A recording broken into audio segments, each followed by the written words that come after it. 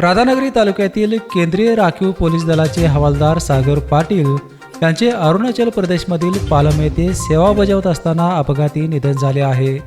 पाटील हे गेले 3 वर्षे अरुणाचल प्रदेश येथे आपले कर्तव्य बजावत होते. नुकतीच त्यांची जम्मू काश्मीर तेथे हजर होण्यापूर्वीच त्यांचे अपघाती निधन झाले. सागर पाटील यांनी 22 वर्षे सेवा बजावली आहे. पालम बटालियन येथे सेवा बजावत असताना काल गुरुवारी पहाटे त्यांचा अपघात होऊन मृत्यू झाला. पाटील यांचे पार्थिव त्यांच्या सुळंबी या मूळ गावी शनिवारी आणण्यात येणार असून शासकीय इतमामात त्यांच्यावर अंत्यसंस्कार करण्यात येणार आहेत. पेपेंसाठी राधानगरीहून उत्तम पाटील.